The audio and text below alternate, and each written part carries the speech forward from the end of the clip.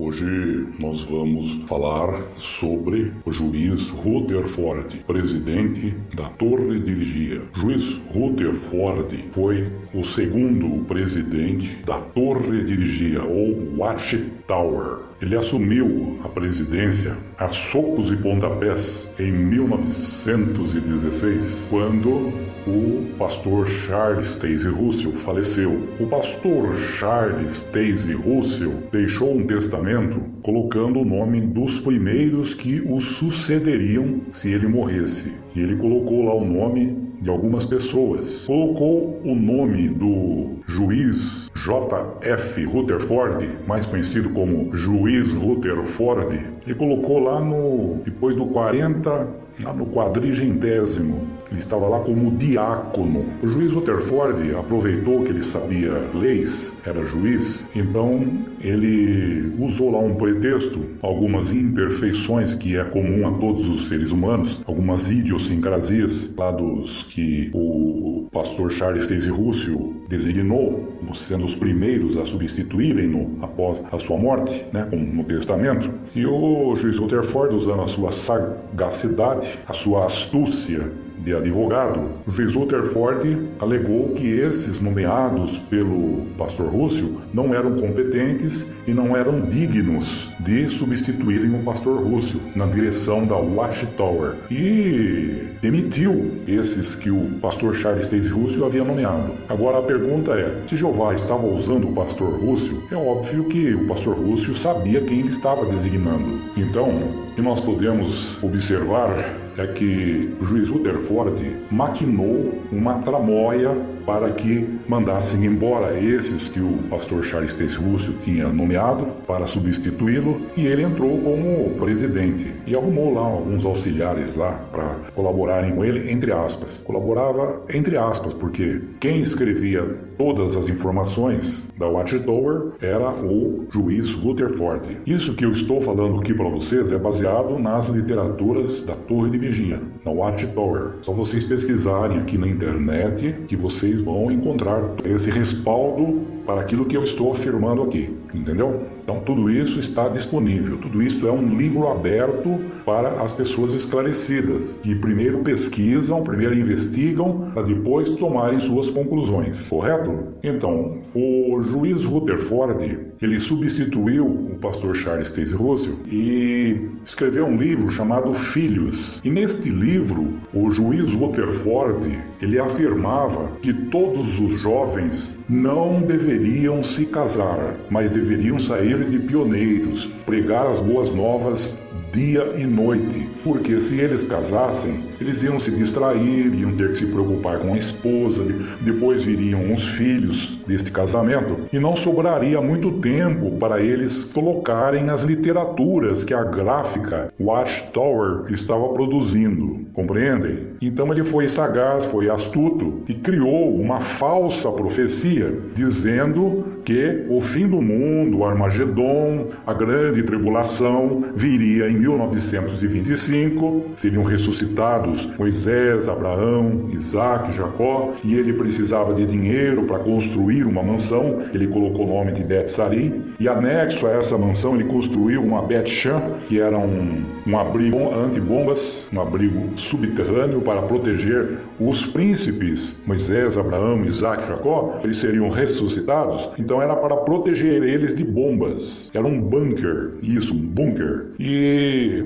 esse fato teve início, o juiz Rutherford autorizou a construção, começaram a construir, fizeram 50% da construção, mas como o juiz Rutherford não se cumpriu a profecia dele de que em 1925 viria o fim do mundo, inclusive ele falou que os jovens não eram para se casar, e os jovens acreditaram. E até hoje, esses jovens estão velhos, não se casaram, não tem ninguém para cuidar deles. Eles tiveram que ficar à mercê do Estado, dos asilos, para cuidarem deles, porque eles ficaram sozinhos e ninguém queria cuidar deles, porque eles ficaram velhos, né? Nunca queira ficar velho, porque se você ficar velho, é isso que vai acontecer. Essa brincadeira aqui foi assim de improviso, mas é uma realidade dura, porque quem acreditou no juiz Rutherford e não se casou, acreditou numa falsa profecia. Em 1925 não veio o fim do mundo e o juiz Rutherford faleceu.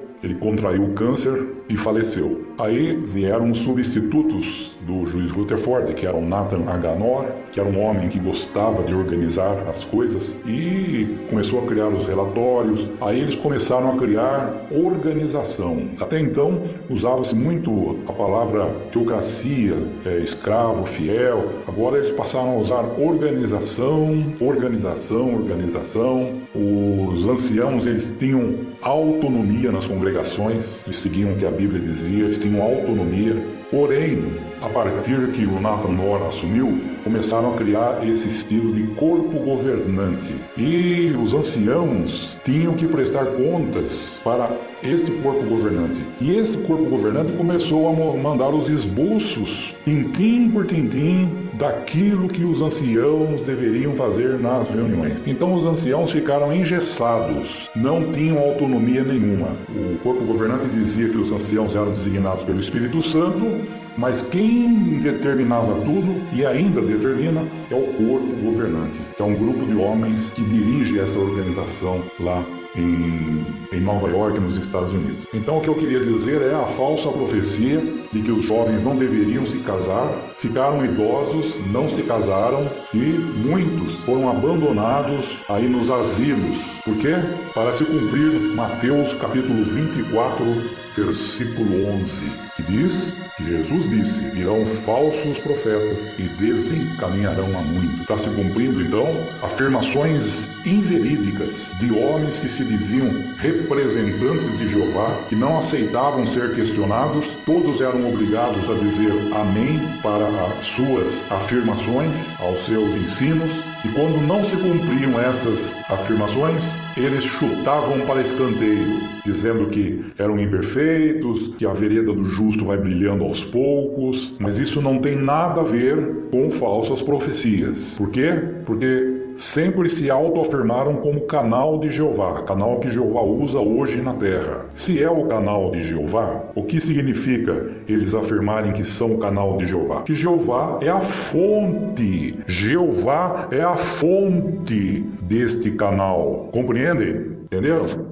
Jeová é a fonte deste canal. E se Jeová é a fonte desse canal, como é que fica esta profecia que o fim vinha em 1925, que os príncipes que morreram seriam ressuscitados, que viria a grande tribulação, viria o Armagedon? Como é que fica a profecia que os 6.000 anos terminariam em 1975 e viria o reino milenar de Cristo? E isso foi afirmado no Ministério do Reino, e a maioria dos anciãos esqueceram, ou não sabem, ou não se informam para saber. No Ministério do Reino, da década de 70, foi afirmado que os 6.000 anos iria acabar depois de tantas semanas, de tantos meses. E quando chegou no final desses meses foi em dezembro de 1974. E eles dizem lá nesse Ministério do Reino que viria a grande tribulação e o Armagedon. E essa informação era sempre lembrada